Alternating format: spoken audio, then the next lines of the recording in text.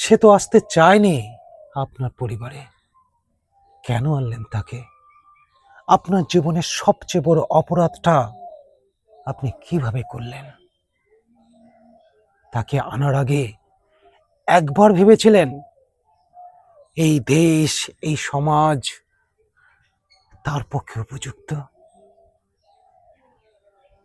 আপনারা দুজন মা বাবা সিদ্ধান্ত নিলেন, আর চলে এলো আপনার সন্তান।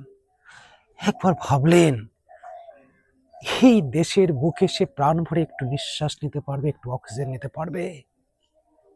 যেখানে বায়ুর AQI 50-এর নিচে থাকা উচিত, আপনার শহরে সেটা 450-500-এর উপর।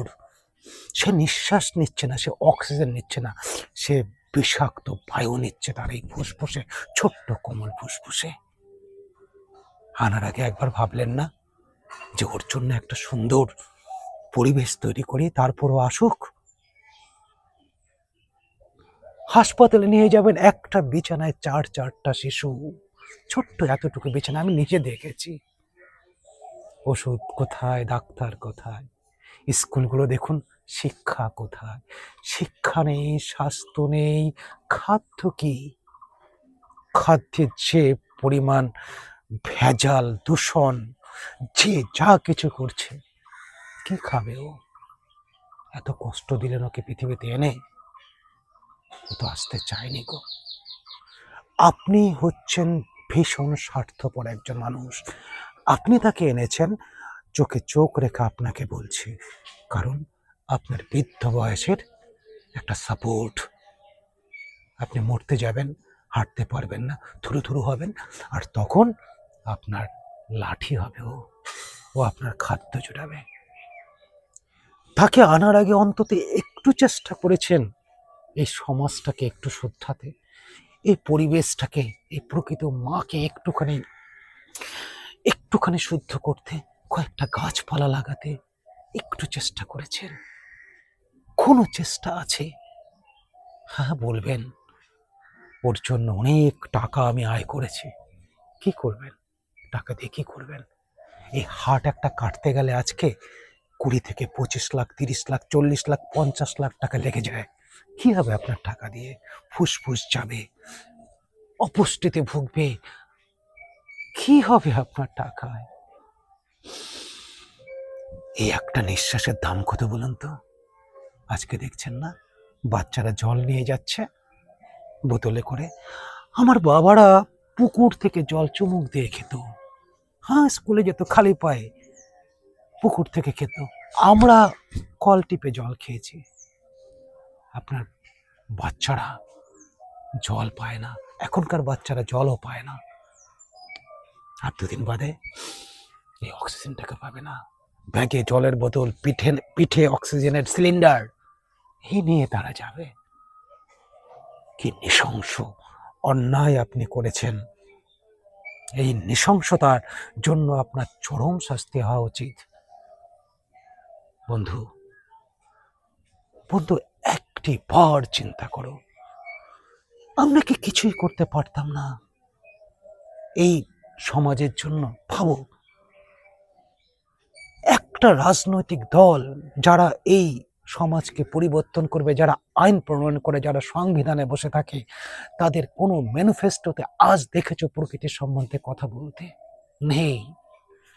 তারা শুধু আপনাকে ভিক্ষা দেয়। কেউ 1000 দেবে বলে, কেউ বলে আমি 1.5 দেবো, কেউ বলে চিন্তা নেই, আমি ক্ষমতায় আসলে 3000 করে দেব। You are the বেগার। আপনি ভিক্ষুক, ওরা বুঝে গেছে। আপনার পরিবেশ নিয়ে কোনো চিন্তা নেই, কোনো চিন্তা নেই। আপনার সমাজ নিয়ে কোনো চিন্তা নেই। শুধু পয়সা চাই, যে বেশি দেবে তার কাছে আপনি হাত পাতেন। স্কুলে শিক্ষা নেই, কোনো চিন্তা নেই। খাবার একের পর এক দূষণ, যে যেইভাবে পাচ্ছে খাদ্য বিক্রি করছে, কোনো চিন্তা নেই। যে যেইভাবে পারছে গাছ কাটছে, যেইভাবে ইচ্ছা দূষণ করছে, কোনো কথা নেই। শিক্ষা, স্বাস্থ্য, প্রত্যেকটা জায়গায় আজকের থেকে খারাপ কোনো দিন ছিল বলুন? কি করেছেন আপনি? হ্যাঁ, আহা, ইউ আর দ্য গ্রেট ভোদাই সিটিজেন। যারা এই দেশকে শুধরাবে, যাদের হাতে আইন প্রণয়নের ক্ষমতা, আপনি সেই এক একটা নেতাকে ভুল পছন্দ করেন শুধুমাত্র আপনার লোভের বশবর্তী হয়ে, যে আপনার ন্যারো স্বার্থ দেখবে, তার পেছনেই আপনি থাকছেন। সন্তান জন্ম দিয়েছেন, আপনি না বলেন ওর জন্য জীবন দিতে পারবেন। ডায়লগ, আপনি জীবন নয়। আমি প্রথমেই আপনাকে বলেছি, আপনি এমন একটা যন্ত্র আপনার পরিবারে এনেছেন যা আপনার বুড়োকালের ভরসা হবে। আপনাকে হসপিটালে নিয়ে যাবে, আপনি ওই হাগুমুতু করবেন, ও আয়া রেখে দেবে, পরিষ্কার করবে। এটাই বন্ধু। এখনো কি সামলানো যায় না? এখনো কি আমরা বুঝতে পারি না? এখনো আমরা একটু যদি সচেতনতা হই, আমাদের যদি দাবি থাকে সরকারের কাছে, আমরা পরিবেশ চাই, আমরা শুদ্ধ খাবার চাই, শুদ্ধ বাতাস চাই, চাই না কোনো টাকা পয়সা চাই না। আমার মেরুদণ্ড সোজা আছে, আমি আয় করে নেব, আমার পয়সা দিয়ে আমি বিয়ে দেব আমার মেয়ের, আমার চাই না আমার পয়সা আয় করে আমার বাচ্চারা পড়াশোনা করবে। কেন ভিক্ষা? কেন? প্রত্যেকটা রাজনীতি কোনো একটা নির্দিষ্ট পার্টি না, প্রত্যেকেই আপনাদের ভিক্ষা দিচ্ছে, আর আপনারা নিচ্ছেন, কারণ ইউ আর দ্য বেগার। আপনি একজন বিশিষ্ট ভিক্ষুক, বিশিষ্ট ভিক্ষুক, আপনি একজন বিশিষ্ট ভিক্ষুক। বন্ধু, এইবার আপনার দাবি যদি থাকে, পরিবেশ পরিবেশ ঠিক হবে, খাদ্য ঠিক হবে, আন্দোলন কিন্তু তার জন্য হওয়া উচিত, কোনো জাতি নিয়ে আন্দোলন নয়। ওসব কিচ্ছু থাকবে না, ওসব খুব সাধারণ একটা সারফেস লেভেলের ব্যাপার। এই জাতিগত ব্যাপার স্যাপার, আদার্স, হিন্দু মুসলমান খ্রিস্টান, এগুলো অ্যাকচুয়ালি কিন্তু এগুলো একটা সারফেস লেভেল। আরে প্রকৃতি যখন আপনাকে মারছে, আপনাকে আর কে মারবে? কোথায়? ও যেই মার আপনাকে দিচ্ছেন, প্রতি 10 সেকেন্ডে, আজকে সেকেন্ডে 10 জন থেকে 12 জন হার্ট অ্যাটাকে মরে যাচ্ছে, শুধু হার্ট অ্যাটাকে, আদার্স রোগ বলছি না। শুধু এই পরিবেশগত কারণে একের পর এক হাসপাতাল বেড়ে চলেছে। আপনি খুশি হন হাসপাতাল হয়েছে? কেন হচ্ছে একের পর এক হাসপাতাল?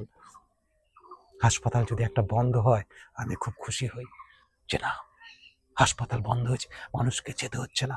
আপনার আপনার চেতনার বড্ড বিকাশ দরকার বন্ধু।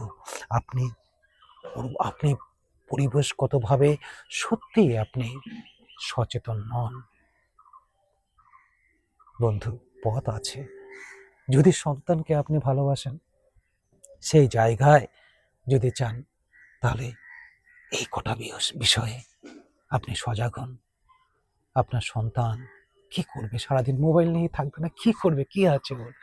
টিভিতে দেখবে সব নেতারা গালি দিচ্ছে, যে যার মতো গালি, মিথ্যা মিথ্যা মিথ্যা, যে যার মতো করে মিথ্যার ছবি আঁকছে। ও মিথ্যা শিখবে। খুন, ধর্ষণ, প্রতিটা মারামারি সব একদম সাধারণ ব্যাপার আজকে। ঘুষ, ঘুষ তো কোনো ব্যাপারই না, গালি দেওয়া তো কোনো ব্যাপার, আরে ঘুষ পাওয়া এত সম্মানের ব্যাপার হয়ে গেছে। এই তো শিখছে আপনার বাচ্চাটা, হ্যাঁ, এই তো দেখছে। এগুলো পরিবর্তন হবে না। পরিবর্তন না হলে পরিবেশ তো শোধ নেবেই, আর আপনিও তার শাস্তি সুন্দরভাবে পাবেন বন্ধু। ভালো থাকবেন।